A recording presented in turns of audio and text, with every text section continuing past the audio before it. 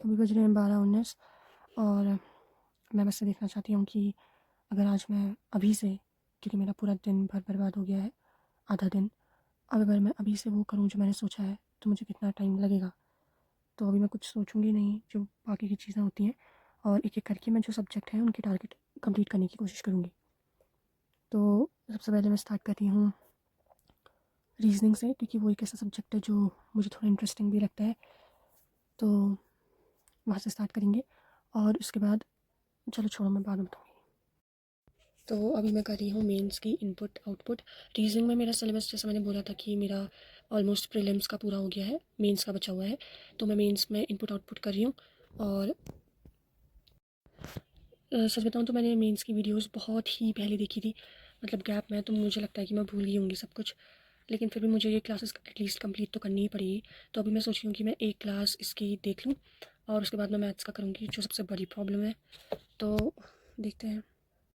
अभी भी मेरा दिमाग फालतू की बातें करने लगा हुआ है। ये मैंने क्वेश्चन नोट किया है, बस पता नहीं क्या दिमाग बंद नहीं करता है। 147 हो गया है और मेरी ये वीडियो कंप्लीट नहीं हुई है। मतलब प्रॉब्लम ये भी नहीं है, इतनी बची है।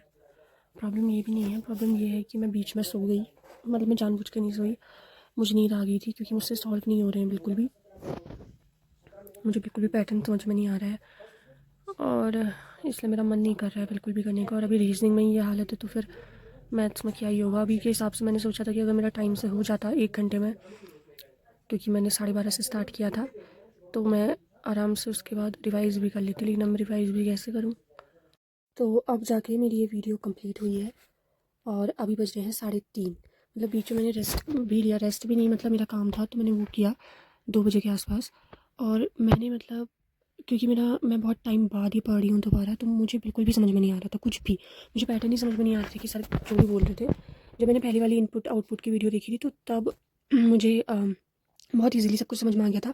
लेकिन आज की क्लास में आधे से ज़्यादा टाइम तो मुझे ये समझ में नहीं आता कि पैटर्न मिल कैसे रहा है। तो मतलब क्योंकि प्लेस वैल्यू देखनी थी और मतलब उनको कभी प्लेस वैल्यू को ऐड करना था, कभी वॉवल का देखना था, कभी वो अल्फ़ाबेटिकल ऑर्डर में देखना था। तो ये सब के बदले मैं ये करने में लगी थी, क्योंकि समझ ही नहीं आ रहा था कि क्या करूँ। तो मेरा बहुत टाइम वेस्ट हो गया। और इसके अलावा मेरा भी मैथ्स का सिलेबस छुआ भी नहीं है, मैंने स्टार्ट भी नहीं किया है। तो एक वो डर अलग है मुझ में कि कैसे कंप्लीट होगा। बाकी सब्जेक्ट तो तब भी हो जाएंगे, मैं बहुत ज़्यादा पीछे चल रही हूँ मैथ्स के सिलेबस में।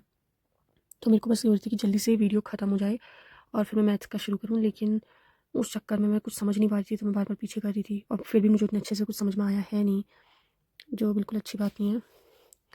और अब मैं सोच रही हूँ कि मतलब क्या करूँ करके। अब मुझे बिल्कुल समझ में नहीं आ रहा है कि मुझे क्या करना चाहिए, क्योंकि जैसे मैंने बोला कि ये है मेरे मैथ्स की हालत। अगर मैं दिखाऊँ तो ये सबसे पहले मैंने सोचा था, मुझे स्पीड मैथ्स तो बिल्कुल समझ नहीं आती थी, तो मैंने कौशिक सर की वीडियोस देखी और मैंने पढ़ा। लेकिन दिक्कत ये है कि मुझसे क्वेश्चन बिल्कुल नहीं हो रहे थे, तो फिर मुझे लगा कि शायद मैंने अच्छे से नहीं पढ़ा है। तो मैं वीडियो रिपीट करते रहती थी। और अभी तक मेरा बस इतना हुआ है सिलेबस के नाम पे, और वो भी अब मैं भूल गई हूँ।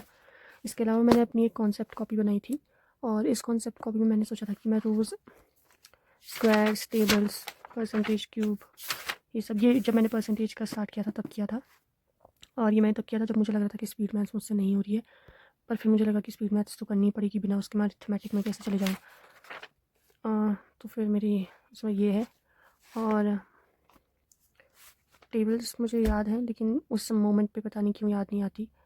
मतलब एक एग्जैक्ट वो नहीं होता कि टिप्स में होनी चाहिए टेबल्स, वो मुझे याद नहीं है। तो मुझे बिल्कुल समझ नहीं आ रहा कि मैं स्टार्टिंग करूँ कैसे।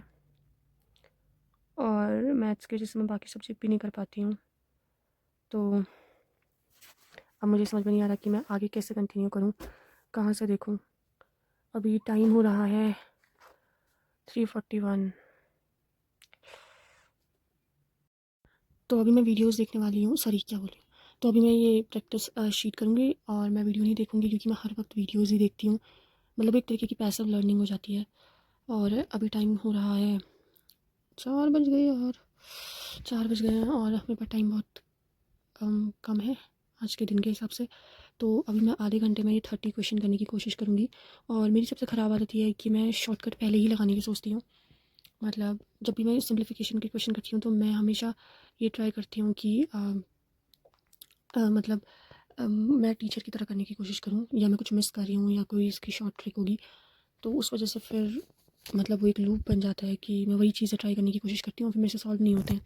तो आज मैं ट्राई करूँगी कि मैं आधा घंटा दूँगी खुद को, और ये 30 क्वेश्चंस जो हैं यहाँ तक का मैं इसको पूरा करने की कोशिश करूँगी, और जो भी मुझे आता है मैं उससे करने की कोशिश करूँगी। उसके बाद देखते हैं फिर क्या होगा। तो अभी बज रहे हैं 4:30, और ये मैंने अभी तक सिर्फ 9 क्वेश्चन किए हैं, वो मेरा अभी हुआ नहीं है क्योंकि वो मुझे आया नहीं।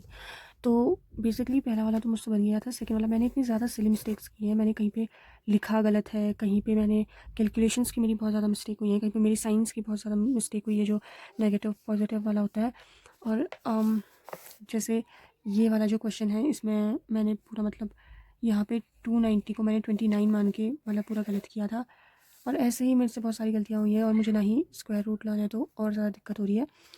और लास्ट में जो ये वाला क्वेश्चन है, मतलब जैसे अगर ये मुझसे बना भी, पहली बात तो मैंने यहाँ पे भी गलती की है, इसकी कैलकुलेशन में 290 आना था, मैंने 390 किया हुआ है। और अगर मैंने आगे करती भी, तो जब मैंने ChatGPT में देखा तो 60900 करके कुछ बन रहा है, फिर उसको 203 से डिवाइड करना है। तो ये भी एक तरीके से मतलब बेसिकली इन सब के लिए भी ट्रिक्स चाहिए, क्योंकि स्पीड मैथ्स में तुम्हें ट्रिक्स तो एटलीस्ट चाहिए ही होती हैं, ऐसे क्वेश्चन बने हैं ऐसे होते हैं, और मुझे वो ट्रिक्स कुछ भी नहीं आती हैं। अब मुझे समझ नहीं आ रहा कि मैं वो ट्रिक्स कहाँ से देखूँ, क्योंकि अगर मैं वो बताऊँ तो मैंने मतलब बहुत सारे टीचर बहुत सारी ट्रिक्स बताते हैं, और इसलिए थोड़ा मुश्किल है कि एग्जैक्ट कहाँ पे गड़बड़ हुई है। और मैंने सोचा था कि मैं आधे घंटे में 30 क्वेश्चंस करूँगी, यहाँ मुझसे 9 ही क्वेश्चन पूरे नहीं हो पाए हैं। तो इससे पता चलता है कि कितनी ख़राब हालत है मैथ्स में।